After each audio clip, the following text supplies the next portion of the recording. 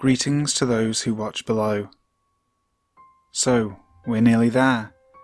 This is the penultimate video before my Halloween special, which will be the first episode of Our Eerie Isles, my series looking, county by county, at the most haunted places in Great Britain.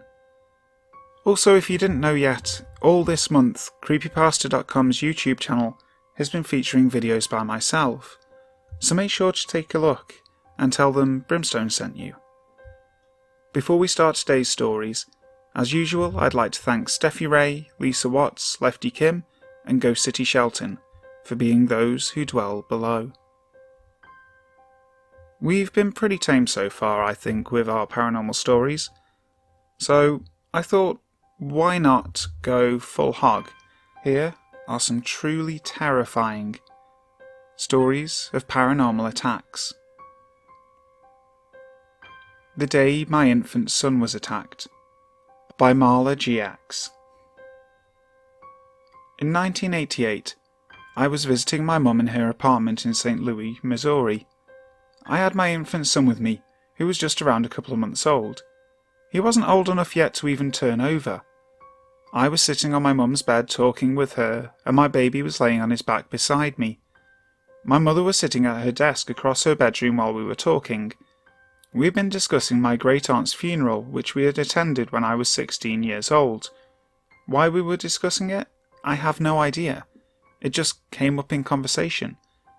There had been some strange occurrences that had happened at my great-aunt's funeral, which is another story for another time. My great-aunt had a difficult life. Her childhood was hard, growing up being poor on a Missouri farm with 13 brothers and sisters, some who had passed away due to illness.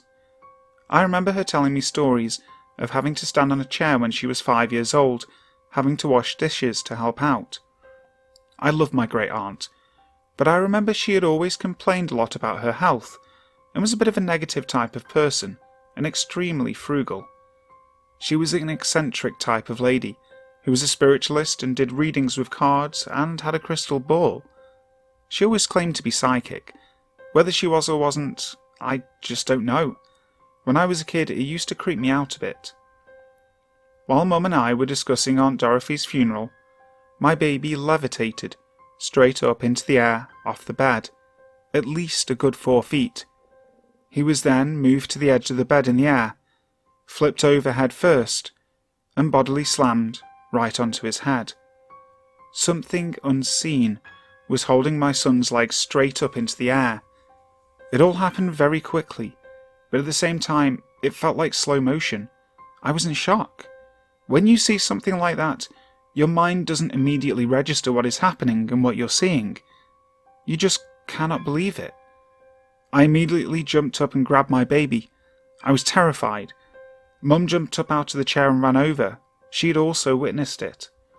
My son's face was red and scrunched up. His eyes were bulging. Then his face started turning ashen grey, and his lips blue. I'll never forget the look on his little face. He wasn't breathing. Oh my God, I thought. He was either dead or dying. I thought his neck was broken. I started breathing into his mouth to get air into his tiny lungs. I screamed at Mum to call 911. The paramedics arrived, and I honestly didn't know what to tell them. I couldn't possibly tell them what had really happened, since they would never have believed me. I told them my son had fallen off the bed. It was the only logical thing I could think of at the time. We went in the ambulance to the hospital, and he was released later that day. The ER doctor said he couldn't find anything wrong, that he was perfectly fine and breathing without any difficulty. After the incident, I was too scared to take my baby back to Mum's apartment.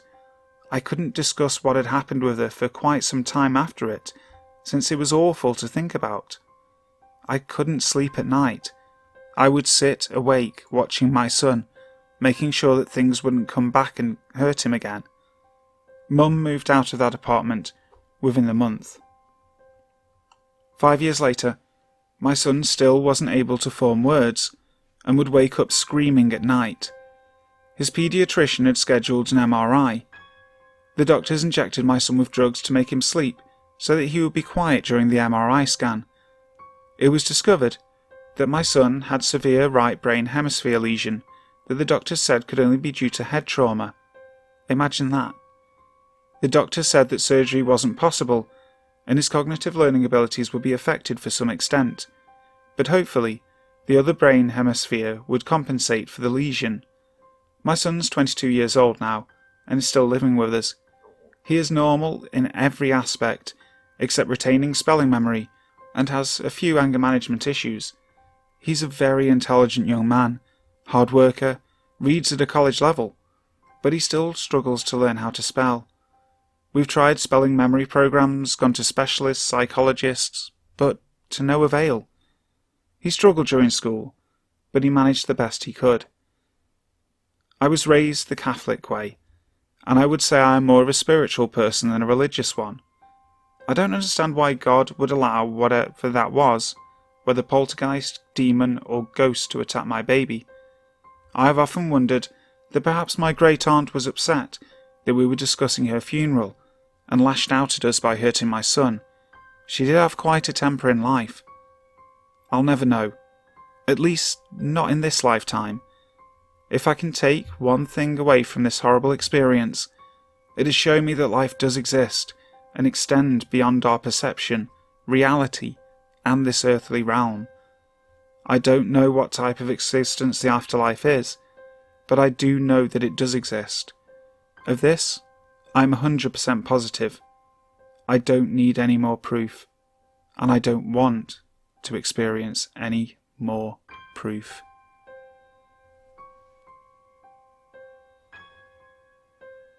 Ghost Attack by knucklesfan. First of all, I'll start out by telling you what I believe ghosts are. I don't think that they are spirits who are trapped between dimensions or have some unfinished business.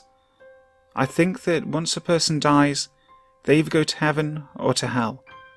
And when they're in hell, I think it's possible that Satan sends spirits back to earth for one reason or another, whether it's just to frighten us or harm us, or just to make us question our faith. One night I was sleeping just fine, but all of a sudden I snapped awake. I didn't move for a second, wondering why I was awake, and wondering what time it was. So, I rolled over to see what the time was. As I did that, for a split second, I saw a large, white thing, not really any particular shape. It wasn't even there for a full second, and then it moved out of my field of vision. Now before this, there had been other less important encounters, which I'd told my mum about. My mum had always told me that in the Bible, it tells us that Satan and demons can't read minds, so you actually have to say something to get them to leave, like, God protect me. So as soon as I saw the thing, I tried to say it. But, as I opened my mouth, I felt my whole body become paralysed. It was like something had grabbed me by the neck, and my body went numb. It felt like that feeling you get when your foot's asleep for so long it starts to hurt. Except for me, it was across my entire body, and I was unable to move. I tried to say something, but I could only hear myself gasping as I tried to say it.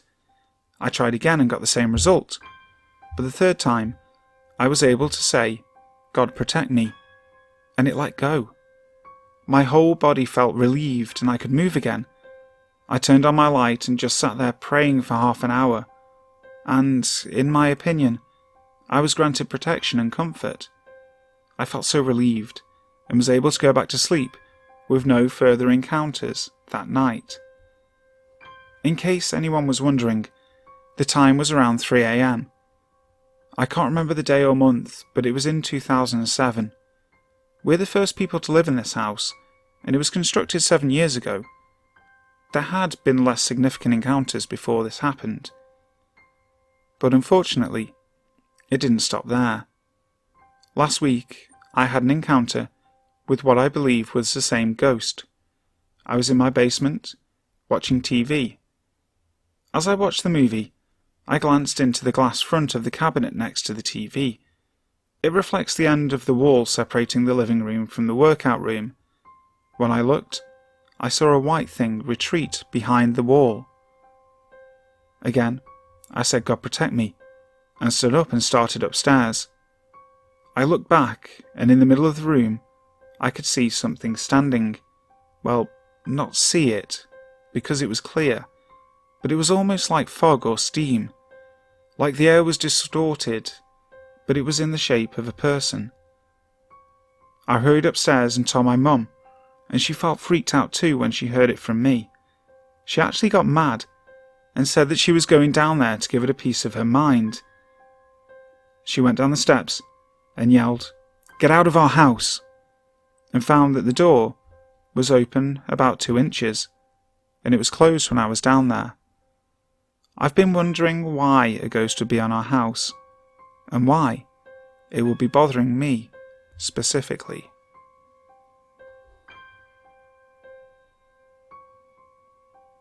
The Attack on Vacation by SawnxMonkey.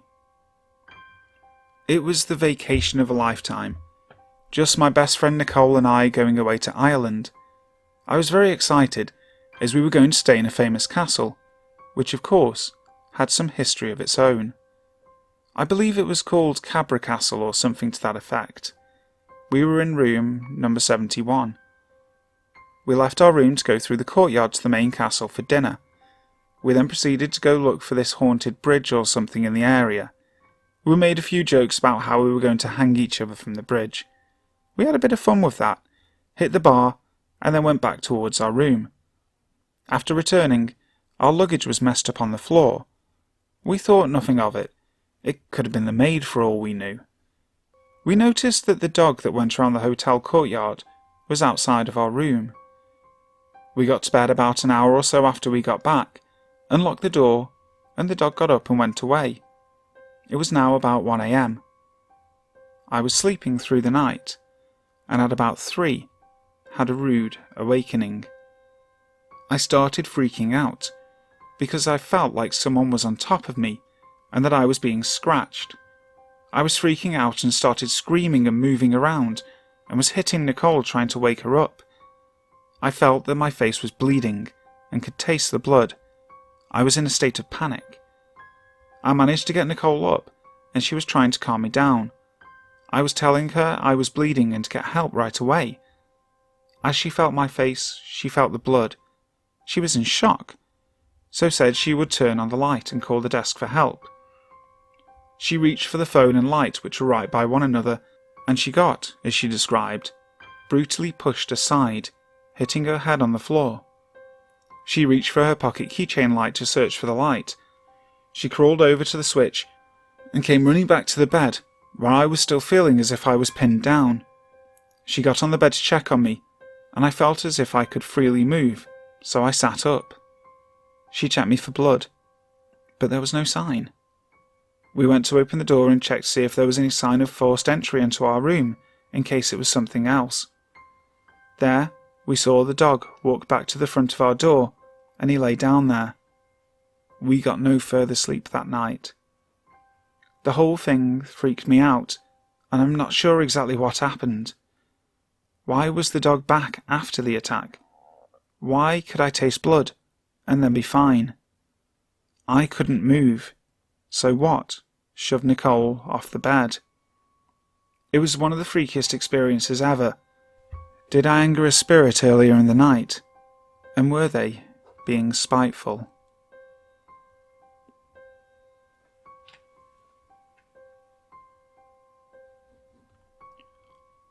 A 40-Year Haunting and an Attack by SanguineConscripte.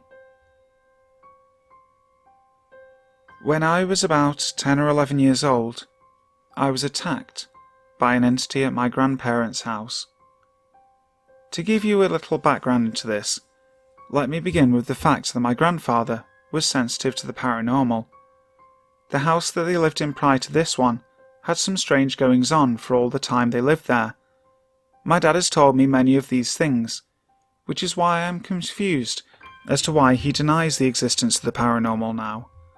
According to him, things that were perfectly safe sitting on shelves would suddenly fall, and sometimes levitate before hitting the floor.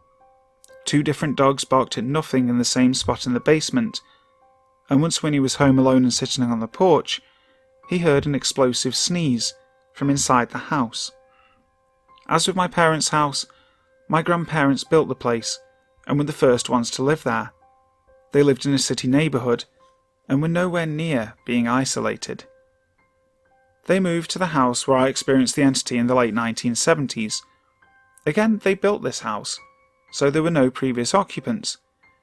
This was in a subdivision just outside of a small town.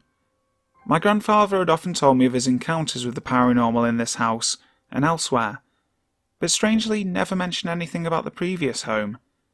He had seen a poltergeist which he assumed to be attached to a friend of his, because he had seen it around them in different places. In the house in question, he had seen the doppelgangers of both my grandmother and myself. With mine, he had said he had turned on the light and found the figure had dissolved to the image of a featureless head floating at the foot of the bed, to then go out the door and disappear. He described the little girl as being about my age at the time, with a pleated plaid skirt, sweater, and braids. He had given a fairly accurate description of my school uniform. I should probably mention that this house was creepy to begin with. It was very dark, filled with heavy old furniture, and a collection of no less than 14 clocks. Every hour, on the hour, half hour, and once every 15 minutes they would chime, echoing through the relatively small house. In addition to this, my grandmother had decided to place a cradle full of antique dolls in my bedroom, along with a bunch of other old toys. The night of my encounter, I noticed a new addition to the collection, an indescribably weird-looking and disturbing stuffed animal. Over the years, as I became more aware of my surroundings, I found it harder and harder to sleep in this room. Not only were my surroundings creepy, but I'm a light sleeper, and all the clocks usually woke me up every hour. To actually get back to the encounter, I went to bed late that night. We'd been having a barbecue in the backyard, and had stayed out until it got dark. I fell asleep for a few hours, but woke up very suddenly at the 1 o'clock chimes, facing the wall, with the feeling that if I turned around and faced the doorway, I would die of fright. For the next 3 hours, I willed myself not to sleep, so I wouldn't accidentally turn while sleeping, staring at the wall and listening to the chimes as the hours went by. Those few hours remain to this day some of the most terrifying I have ever spent. This went on for just over 3 hours. I sensed something advancing towards my bed from the doorway, very slowly, as if it moved only a few times an hour. Finally, just after 4 in the morning, something made contact with my shoulder. It didn't feel like a hand, just pressure.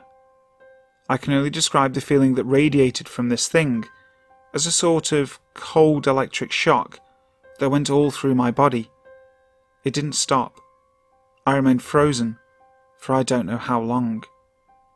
I was only able to move again after I heard someone come out of another bedroom and called for help. My dad came into the room and had to drag me out. I was too weak to walk on my own, and on the way out tripped over the leg of an armchair. He dragged me into the bathroom, and I saw myself in the mirror. I was pale and drenched with sweat, and had 2 black eyes. He chalked it up to me not having slept very well, and he assumed that I had overheated in my sleep, it being a hot night in August. But these were much darker than your standard sleep deprivation circles under the eyes. I looked like I'd gotten punched in the face, and it took a few days for them to fade entirely. When I got undressed to take a shower, I noticed a large bruise on my side, and scratches on my back and upper arms, the scars from which have never faded. I don't have a history of thrashing or walking in my sleep, so can't think of any logical way this may have happened. I never entered that room again, and took to sleeping on the couch whenever we stayed over. This led to numerous questions, but I always managed to avoid telling anyone what happened. It continued for over a decade until my grandparents passed away. I went back a few times with my parents to clean out the house, and always felt a presence, and never wanted to stay there for long. The last time I was there was about 1.5 years ago, and the presence was still there. I lost touch with my parents shortly after, and don't know whether or not the house has been sold. I wonder if this thing could have been something attached to the creepy stuffed toy. I was unnerved by the other stuff in the room before, but never overtly terrified. Hi guys, thank you ever so much for listening to today's video. I do hope you enjoyed it. If you did, make sure to leave a thumbs up, comment and subscribe to the channel if you haven't already. We're getting close nearly to 21,900 viewers, which that's incredible, and I thank every single one of you that's hit that subscribe button. Make sure you stay safe for Halloween, and I'll see you all on the big day. So until then, sleep tight.